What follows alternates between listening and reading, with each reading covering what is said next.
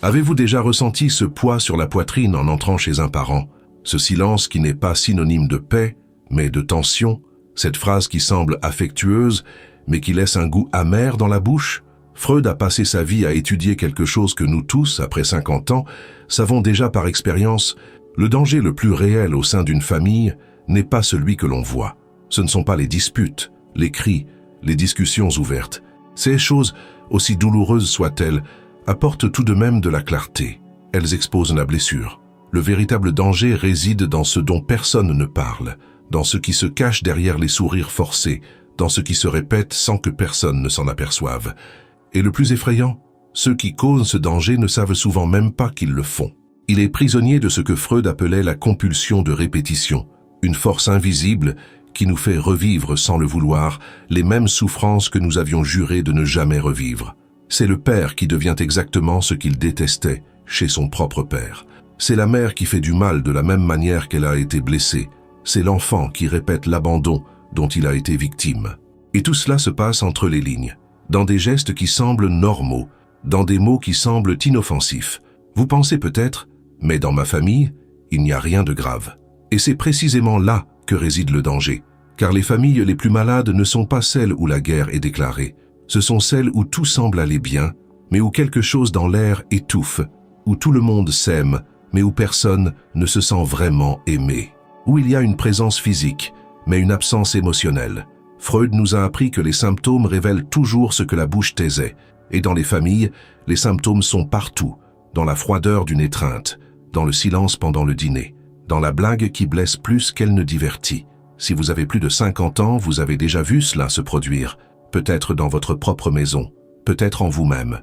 Et c'est pourquoi ce sujet est si douloureux, parce qu'il nous oblige à regarder non seulement les autres, mais aussi le miroir.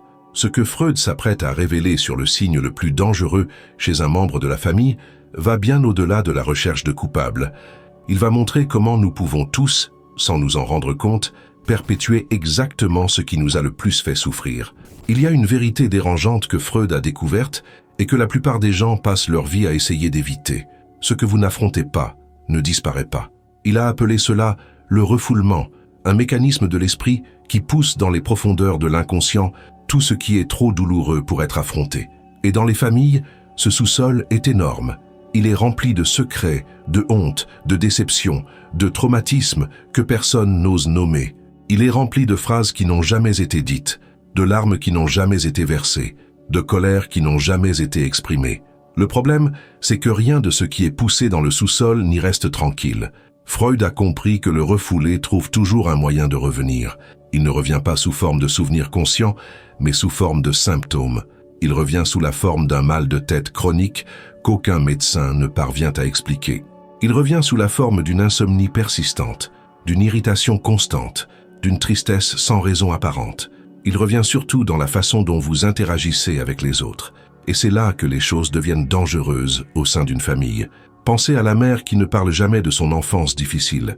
Elle ne raconte pas qu'elle a été humiliée, qu'elle n'a pas été aimée, qu'elle a grandi en ayant le sentiment de ne jamais être à la hauteur. Elle a enfoui tout cela au plus profond d'elle-même et a continué à avancer. Mais ensuite, lorsque ses enfants grandissent, elle se surprend à leur en vouloir de manière cruelle. Rien de ce qu'ils font n'est bien. Elle n'arrive pas à reconnaître leur mérite. Et quand quelqu'un lui demande pourquoi, elle jure que c'est par amour, que c'est juste de l'inquiétude. Mais ce n'est pas le cas. C'est le refoulé qui parle. C'est la petite fille blessée en elle qui n'a jamais été vue, qui essaie désespérément d'être vue à travers ses enfants. Ou pensez au père qui a caché toute sa vie la frustration de ne pas avoir réalisé ses propres rêves. Il a travaillé dans un emploi qu'il détestait, il a subvenu aux besoins de la famille, il a fait tout ce qu'on attendait de lui. Mais au fond de lui, quelque chose est mort, et il n'en a jamais parlé. Il n'a jamais dit « Moi aussi, j'avais des rêves. Moi aussi, je voulais être autre chose. » Ce silence ne disparaît pas, il se transforme. Et soudain, lorsque son fils dit qu'il veut suivre une autre carrière, le père réagit avec une violence disproportionnée. « Tu vas tout gâcher? Tu ne sais pas ce qu'est la vraie vie. » Et le fils ne comprend pas d'où vient tant de colère. Mais Freud comprendrait parfaitement. Il ne s'agit pas du fils. Il s'agit du père qui n'a jamais pu être qui il était. C'est ainsi que fonctionne le refoulement. Il ne choisit ni le moment ni le lieu pour revenir. Il envahit les moments les plus quotidiens, transforme les gestes simples en chants de mine. Une phrase innocente devient un déclencheur. Un regard devient une condamnation. Et personne ne comprend vraiment ce qui se passe, car l'origine de la douleur est cachée, enfouie sous des couches et des couches de silence. Ce qui rend cela encore plus cruel, c'est que des familles entières concluent des pactes autour de ce qui ne peut être dit. Personne ne parle de l'oncle qui buvait. Personne ne parle de la grand-mère qui a subi des violences. Personne ne parle de l'argent qui a disparu, de la trahison qui a brisé le mariage, du fils qui a été abandonné. Tout devient tabou. Et ces tabous deviennent la structure invisible de la famille. Tout le monde sait que cela existe, mais personne ne peut aborder le sujet. Et avec le temps, cela crée une tension constante, un sentiment que le sol peut s'ouvrir à tout moment. Vous pouvez le sentir, n'est-ce pas? Ce moment où tout le monde est réuni autour de la table, discutant de futilités, mais où il y a un nom qui ne peut être mentionné, un sujet qui ne peut être abordé, et tout le monde le sait. C'est comme s'il y avait une personne invisible assise là, occupant de l'espace, aspirant l'air de la pièce. Le refouler à ce pouvoir, il devient une présence qui gouverne tout sans jamais être invité, et le plus troublant, c'est de réaliser à quel point cela traverse les générations. La grand-mère qui a été abandonnée et qui n'en a jamais parlé, élève une fille qui a peur d'être abandonnée. Cette fille, à son tour, devient une mère surprotectrice qui étouffe ses propres enfants par peur de les perdre. Et ces enfants grandissent en pensant que l'amour est synonyme de contrôle, que la protection est synonyme d'emprisonnement. Personne dans cette chaîne ne sait exactement pourquoi il agit ainsi. Chacun pense qu'il est simplement lui-même. Mais en réalité, tous sont guidés par une douleur ancienne que personne n'a eu le courage d'affronter. Freud disait qu'une famille saine n'est pas celle qui n'a pas de problème, c'est celle qui parvient à en parler. Car lorsque vous nommez la douleur, vous lui retirez son pouvoir de contrôle sur vous. Mais quand vous la cachez, elle grandit dans l'ombre, elle se nourrit du silence. Et un jour, quand vous vous y attendez le moins, elle explose, pas nécessairement sous la forme d'une dispute, mais sous la forme d'une froideur inexplicable, d'une distance injustifiée, d'une répétition incompréhensible. Et le plus effrayant dans tout cela, c'est peut-être de réaliser que vous faites également partie de ce cycle, que certaines choses de votre propre histoire, vous ne les avez jamais racontées, jamais assimilées, jamais affrontées, et que ces choses se répercutent dans vos relations, façonnant la façon dont vous aimez, dont vous exigez, dont vous vous éloignez. Ce que vous n'avez pas dit parle pour vous. Ce que vous n'avez pas résolu est en train d'être résolu, de manière détournée, dans vos relations. Il y a une phrase de Freud qui devrait être gravée sur la porte de chaque maison. Ce qui ne peut être rappelé sera répété. Et c'est exactement ce qui se passe. La mère qui a été rejetée rejette inconsciemment. Le père qui a été exigeant est exigeant. L'enfant qui a été abandonné abandonne. Non pas parce que ce sont de mauvaises personnes, mais parce que personne ne leur a appris qu'il était possible de briser le cycle. Personne ne leur a montré qu'avant d'aimer les autres, il fallait regarder ses propres blessures. Et c'est là que l'histoire commence à se compliquer encore plus, parce que le refoulé ne revient pas seul. Il revient déguisé. L'esprit humain est un artiste du déguisement. Freud a remarqué que lorsque quelque chose est trop insupportable pour être ressenti, nous ne le cachons pas simplement, nous le transformons. Il a appelé cela des mécanismes de défense. Ce sont des astuces que l'inconscient utilise pour nous protéger de vérités qui seraient trop douloureuses à affronter.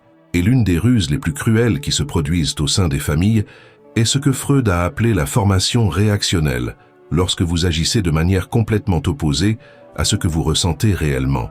C'est le père qui, au fond, en veut à ses enfants d'avoir volé sa liberté, mais qui se présente comme le plus dévoué, le plus présent, celui qui sacrifie tout pour eux. Il ne ment pas consciemment. Il croit vraiment au rôle qu'il joue.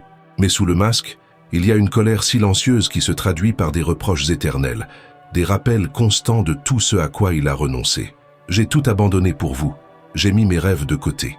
Et les enfants grandissent en portant une dette qu'ils ne pourront jamais rembourser, car la facture est fausse depuis le début.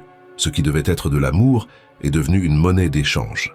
C'est la mère qui, au fond, a peur de perdre le contrôle, de devenir insignifiante, de ne plus être nécessaire. Mais au lieu d'admettre cette peur, elle devient la plus inquiète, celle qui appelle 3 fois par jour, celle qui a besoin de connaître chaque détail de la vie de ses enfants. Elle jure que c'est par souci de les protéger, et c'est peut-être le cas, en partie. Mais c'est aussi une prison, parce que cet amour s'accompagne d'une condition invisible.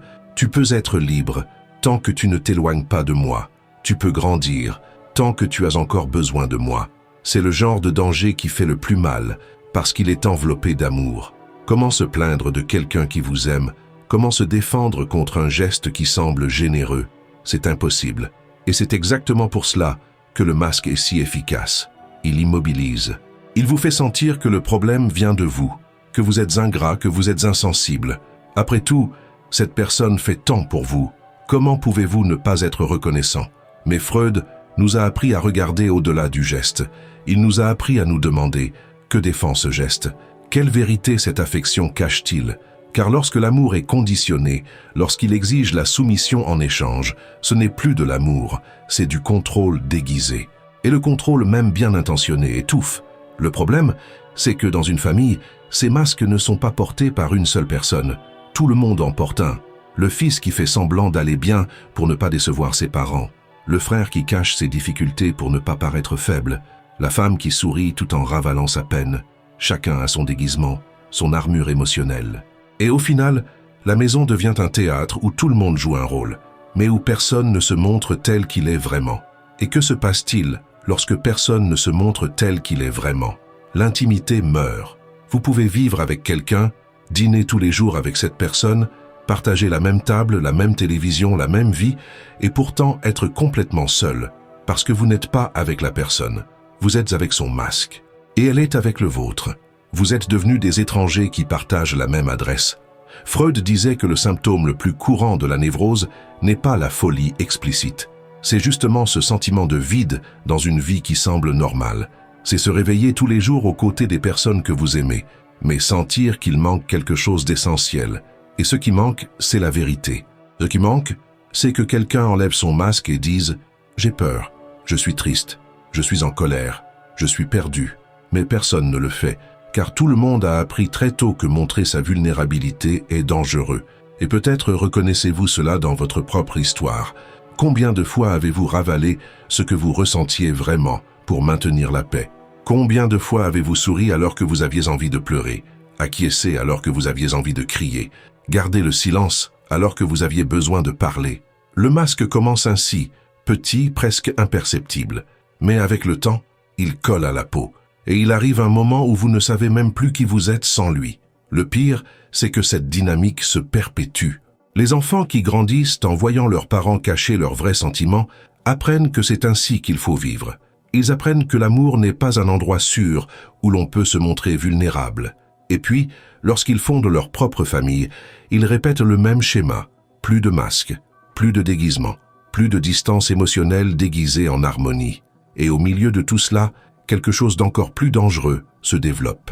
Quelque chose que Freud a identifié comme étant à l'origine de nombreux conflits humains parmi les plus destructeurs. Car lorsque vous ne pouvez pas être qui vous êtes vraiment, lorsque vous devez porter un masque en permanence, une chose se produit inévitablement. Vous commencez à avoir besoin de pouvoir pour compenser l'impuissance que vous ressentez à l'intérieur. Lorsque vous ne pouvez pas être qui vous êtes vraiment, lorsque vous devez cacher vos peurs et feindre une force que vous ne ressentez pas, quelque chose en vous commence à réclamer le contrôle. C'est comme si votre esprit disait « Puisque je ne peux pas contrôler ce que je ressens, je vais contrôler tout ce qui m'entoure ». Freud a vu cela se produire à maintes reprises.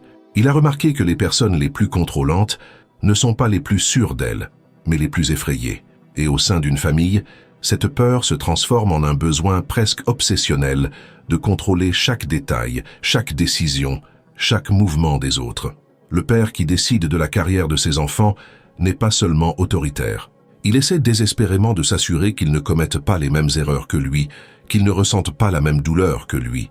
Mais ce qu'il ne réalise pas, c'est qu'en essayant d'épargner la souffrance à ses enfants, il leur inflige une souffrance encore plus grande, celle de ne jamais pouvoir choisir par eux-mêmes. Il confond protection et possession. Et les enfants grandissent comme des marionnettes bien intentionnées, suivant un scénario qui n'a jamais été le leur.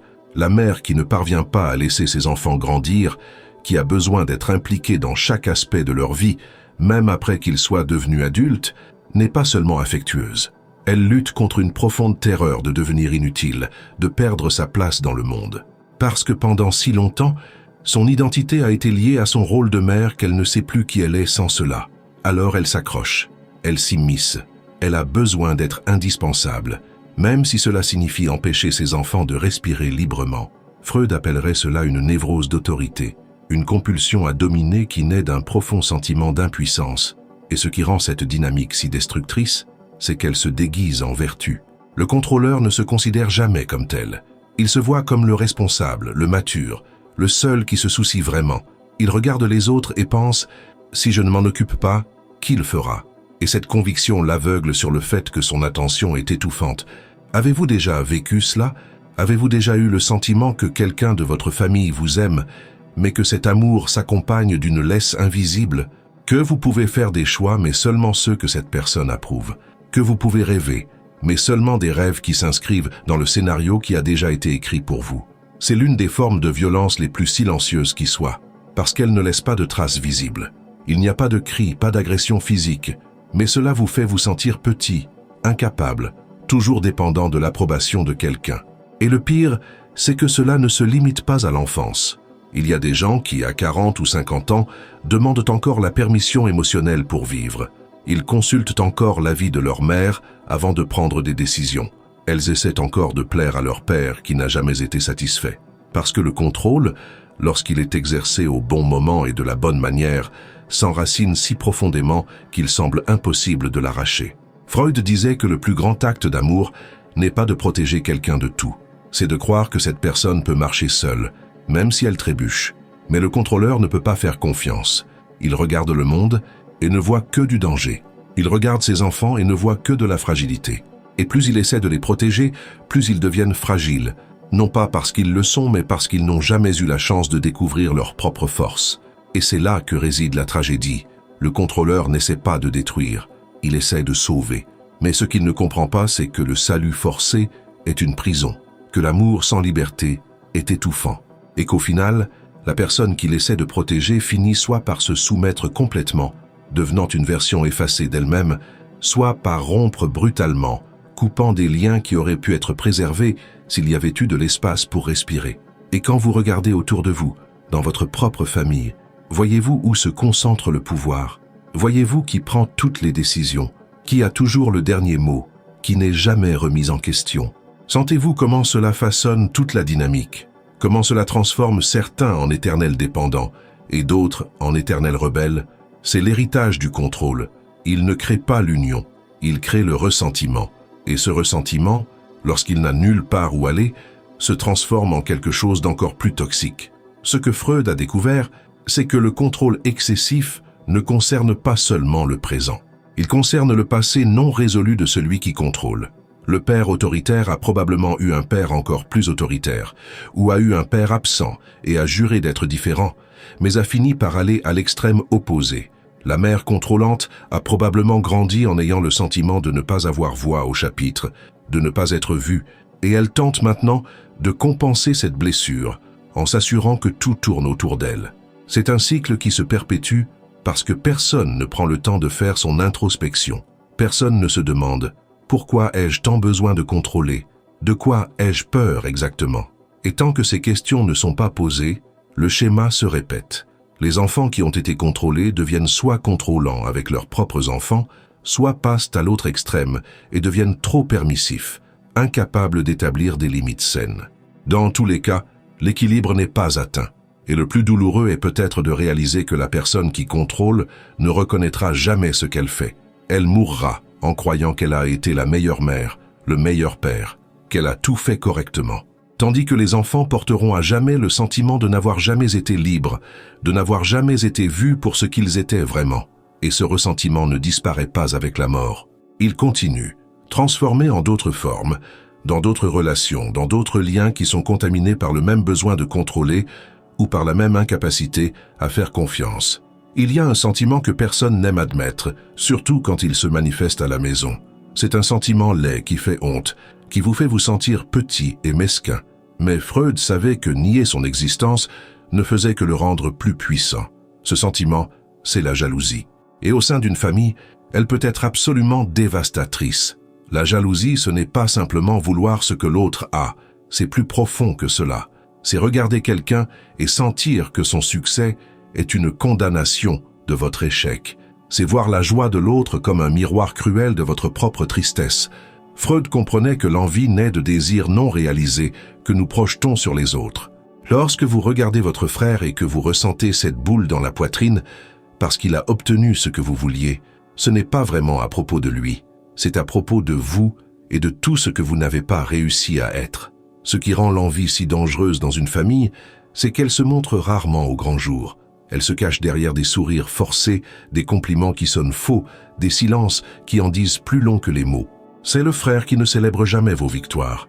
C'est la sœur qui trouve toujours un « mais » pour minimiser votre réussite. « Ah, c'est bien que tu aies acheté une nouvelle maison, mais le quartier n'est pas terrible, non? Félicitations pour ta promotion, mais maintenant tu auras moins de temps pour ta famille. » Ce sont des phrases qui semblent innocentes, mais qui sont empoisonnées, et peut-être en avez-vous déjà été victime. Vous avez déjà partagé une bonne nouvelle avec votre famille et senti l'atmosphère se refroidir. Vous avez déjà remarqué que certaines personnes se réjouissent davantage de vos échecs que de vos succès. Freud dirait que ces personnes ne vous détestent pas nécessairement. Elles détestent ce que vous représentez, la possibilité qu'elles n'ont pas eu le courage de saisir, le rêve qu'elles ont laissé mourir, la liberté qu'elles ne se sont pas accordées. La jalousie entre parents et enfants est encore plus douloureuse. La mère qui, au fond, envie la jeunesse de sa fille, les opportunités qui s'offrent à elle, la vie qui s'ouvre devant elle. Elle ne l'admet même pas à elle-même, mais ce sentiment se traduit par des critiques constantes, par le fait de ne jamais être satisfaite de ce que fait sa fille, par le fait de toujours pointer les défauts là où il faudrait se réjouir. Le père qui envie le succès de son fils parce qu'il a réussi ce que lui n'a jamais réussi. Et au lieu de la fierté, ce qui apparaît, c'est un besoin de le rabaisser, de rappeler que la chance compte aussi, qu'il a encore beaucoup à apprendre. Avez-vous déjà réfléchi au nombre de relations familiales qui ont été détruites par la jalousie? Combien de frères et sœurs se sont éloignés parce que l'un d'entre eux ne supportait pas de voir l'autre briller? Combien d'enfants se sont éloignés de leurs parents parce que chaque réussite était accueillie avec froideur plutôt qu'avec joie? Et si vous lisez ceci et que vous avez déjà ressenti de l'envie envers un membre de votre famille, ne vous condamnez pas. Freud nous a appris que reconnaître ce sentiment est la première étape pour le désamorcer. Le problème n'est pas de ressentir de l'envie.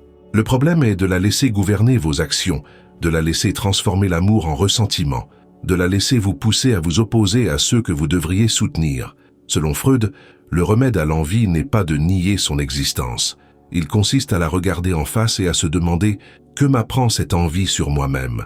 Quel désir ai-je laissé de côté? Quel rêve ai-je enterré? Quelle partie de moi demande encore à être vue ?» Car lorsque vous comprenez cela, l'envie perd de sa force. Vous cessez de voir l'autre comme un ennemi et commencez à voir votre propre douleur. Et peut-être est-il temps de faire une pause et de réfléchir à tout ce dont nous parlons.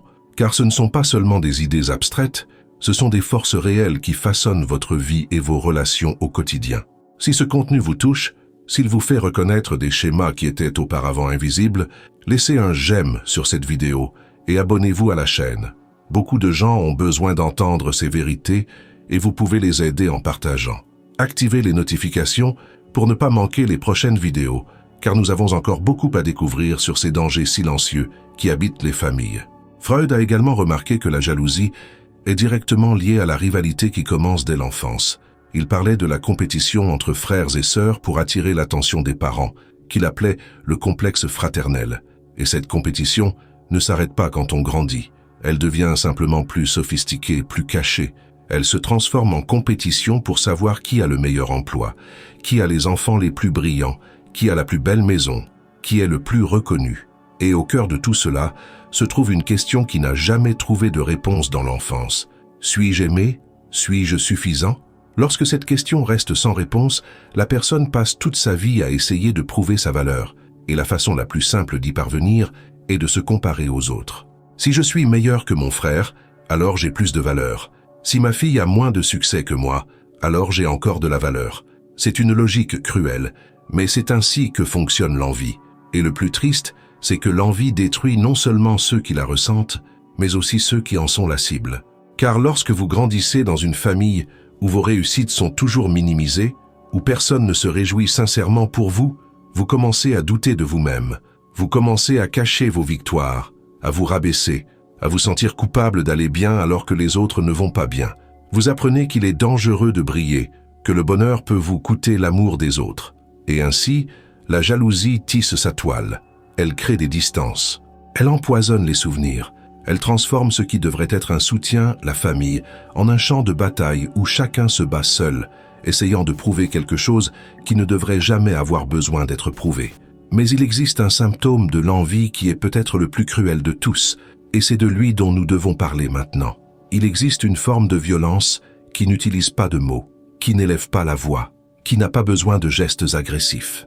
Et c'est précisément pour cette raison qu'elle est l'une des plus difficiles à identifier et à combattre. Freud savait que ce qui n'est pas dit parle souvent plus fort que n'importe quel discours. Et au sein d'une famille, le silence peut être une arme mortelle. Nous ne parlons pas ici du silence tranquille, du repos de la pause qui apporte la paix.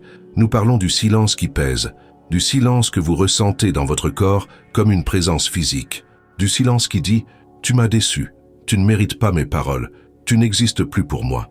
C'est un silence qui crie, et il peut détruire quelqu'un de l'intérieur.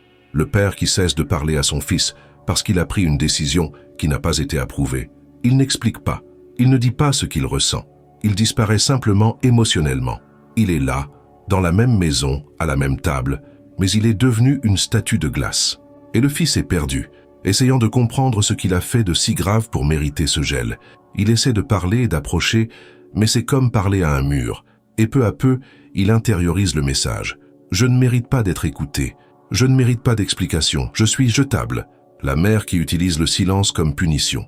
Quand elle est en colère, elle ne parle pas. Elle ignore. Elle vous fait vous sentir invisible dans votre propre maison. Et vous ne savez jamais exactement ce que vous avez fait de mal, car elle ne vous le dit pas. Vous devez deviner.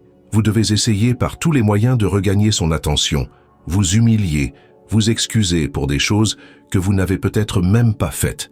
Et quand elle recommence enfin à parler, le soulagement est si grand que vous ne posez plus de questions. Vous êtes simplement reconnaissant d'exister à nouveau pour elle. Freud comprenait que le silence dans ces situations n'est pas une absence de communication.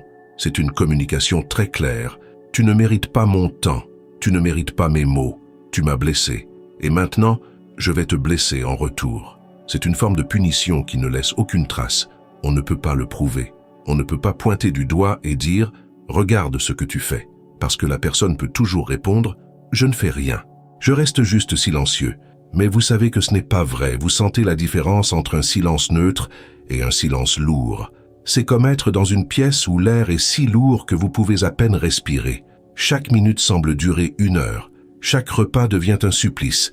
Vous commencez à marcher sur la pointe des pieds dans votre propre maison, de peur de faire quoi que ce soit qui aggrave encore plus ce froid glacial. Et qu'arrive-t-il à un enfant qui grandit dans un tel environnement? Il apprend que l'amour est conditionnel, que s'il fait une erreur, il sera puni par l'abandon émotionnel. Elle apprend qu'il n'est pas sûr d'exprimer ses opinions, car cela peut entraîner sa disparition de l'existence de quelqu'un. Elle devient un adulte qui a peur des conflits, qui préfère s'effacer plutôt que de courir le risque d'être réduit au silence. Ou elle devient quelqu'un qui reproduit le même schéma, utilisant le silence comme une arme dans ses propres relations. Freud parlait de la façon dont l'inconscient communique à travers des symboles, et le silence est l'un des symboles les plus puissants. Il représente tout ce qui est resté coincé dans la gorge, tout ce qui n'a pas eu le courage d'être dit, toute la colère qui n'a pas trouvé de mots.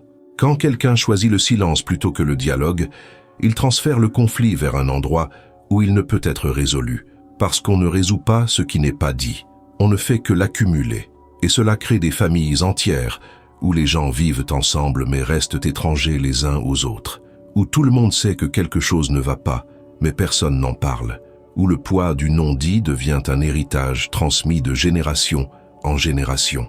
Les enfants apprennent que c'est ainsi qu'on gère la douleur, en la ravalant, que c'est ainsi qu'on gère la colère, en la gelant. Et lorsqu'ils fondent leur propre famille, ils répètent exactement le même schéma. Avez-vous déjà réfléchi au nombre de conversations importantes qui n'ont jamais eu lieu dans votre famille? Combien de sujets ont été évités? Combien de sentiments ont été étouffés? Combien de vérités sont restées enfouies parce que personne n'a eu le courage de briser le silence? Et combien de temps d'intimité réelle a été perdu à cause de cela? La vérité, c'est que le silence pesant ne protège personne. Il ne fait que retarder la douleur. Et quand elle finit par exploser, et elle explose toujours, elle est 10 fois pire que si elle avait été affrontée dès le début. Car avec la douleur viennent tout le ressentiment accumulé, toute la frustration d'années sans voix, tout l'abandon émotionnel qui s'est accumulé en silence.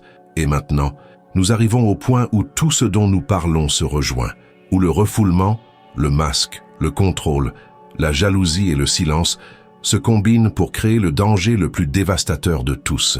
Il y a des douleurs qui guérissent, et il y a des douleurs qui restent. La trahison au sein de la famille est de ce second type, parce que quand quelqu'un de l'extérieur vous fait du mal, vous pouvez vous éloigner, couper le contact, reconstruire votre vie loin de cette personne. Mais quand celui qui vous trahit est celui qui devrait vous protéger, vous n'avez nulle part où aller. La blessure reste là, palpitante, vous rappelant chaque jour que l'endroit le plus sûr au monde est devenu le plus dangereux. Freud a étudié en profondeur ce qu'il appelait le traumatisme relationnel, cette marque qui se forme lorsque la confiance fondamentale est brisée. Et il a découvert quelque chose de troublant. Les traumatismes les plus profonds ne proviennent pas nécessairement des pires violences.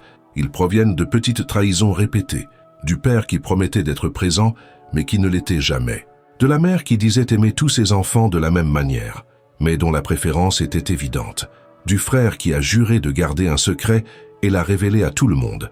Ce sont des blessures qui semblent insignifiantes, prises isolément, mais qui ensemble forment une conviction dévastatrice. Je ne peux faire confiance à personne. Et lorsque vous grandissez avec cette conviction, elle ne se limite pas à la famille. Elle contamine tout. Vous la transposez dans vos relations amoureuses, vos amitiés, votre travail. Vous devenez quelqu'un qui ne s'abandonne jamais complètement, car vous avez appris que s'abandonner, c'est risquer d'être détruit. Vous construisez des murs si hauts que personne ne peut s'en approcher.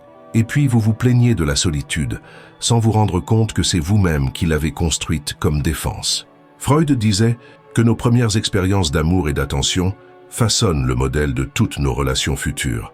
Si ces premières expériences ont été marquées par la trahison, l'abandon, une préférence injuste, vous rechercherez inconsciemment ce même schéma chez les personnes que vous choisissez, non pas parce que vous voulez souffrir, mais parce que ce qui vous est familier, même si c'est douloureux, vous semble plus sûr que l'inconnu. Vous vous rapprochez de ceux qui vont vous décevoir, parce que la déception est ce que vous connaissez, c'est votre zone de confort, et peut-être que vous le reconnaissez maintenant. Peut-être que vous réalisez que les personnes que vous avez choisies tout au long de votre vie avaient toutes quelque chose en commun. Elles vous ont toutes blessé de la même manière que vous avez été blessé à la maison.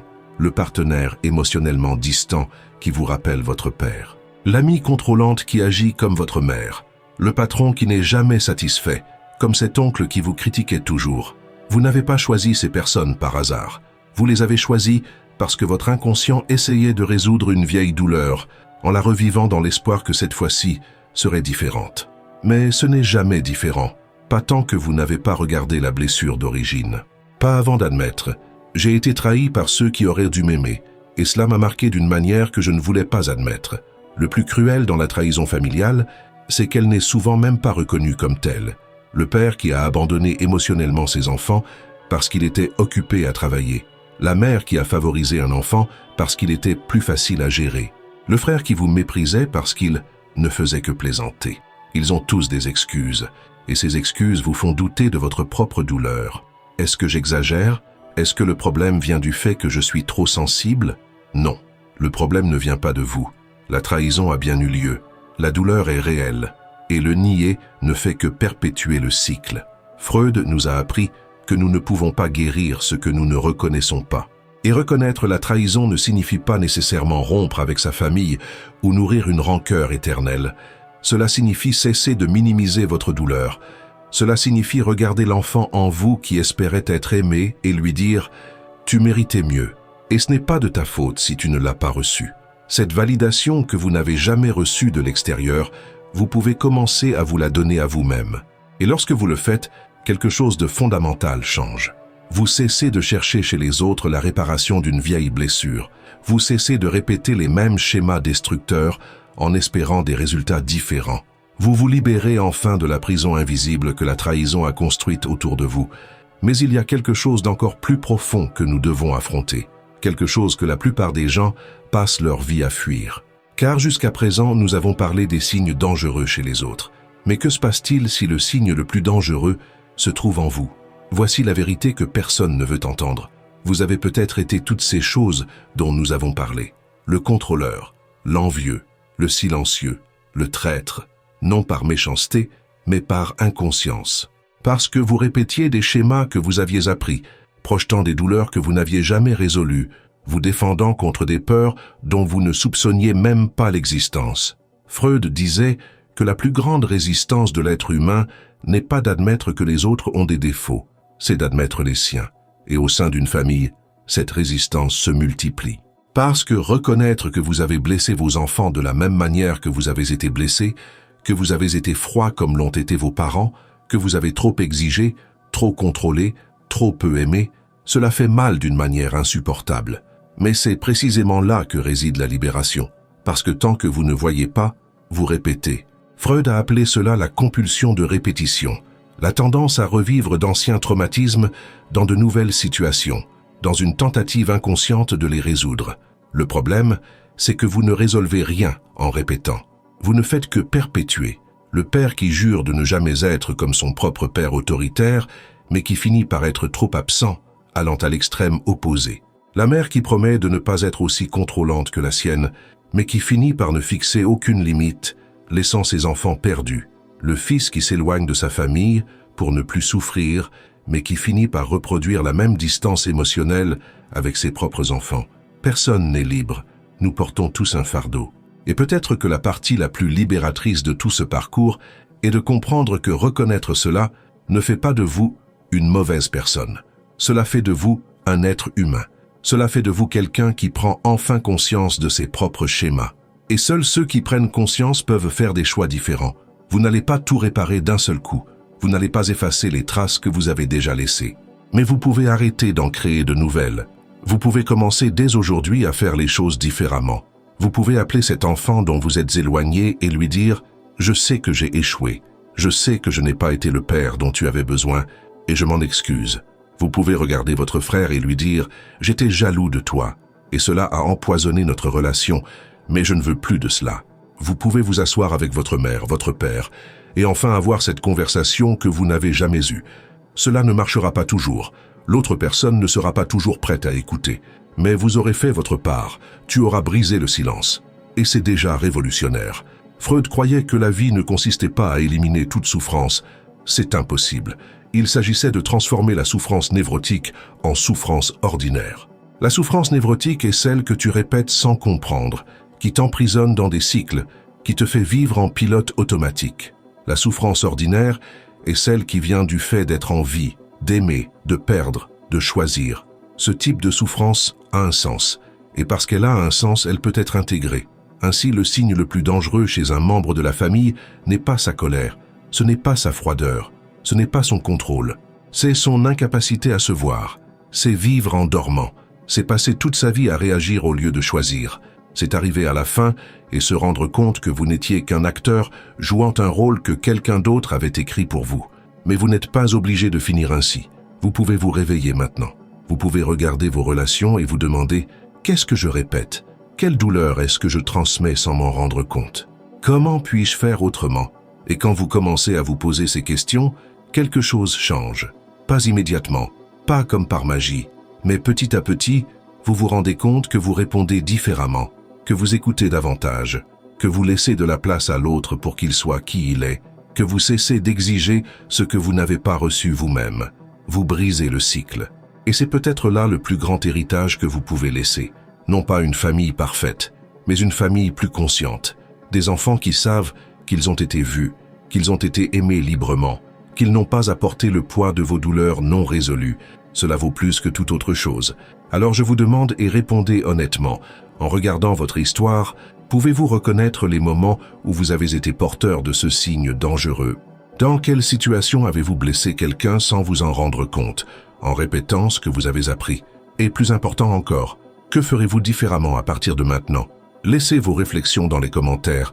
Cet espace est sûr. Ici, nous essayons tous de comprendre nos propres ombres, et le fait de les partager peut être le premier pas vers leur transformation.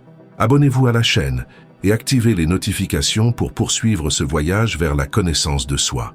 Aimez la vidéo pour que davantage de personnes puissent découvrir ce contenu et commencer leur propre transformation. N'oubliez pas, vivre en pleine conscience est un choix. Éveillez votre esprit, affrontez vos désirs et éclairez votre part d'ombre. Comptez sur moi dans ce voyage. et continuez à suivre les prochaines vidéos de la chaîne. Je vous embrasse et bon courage.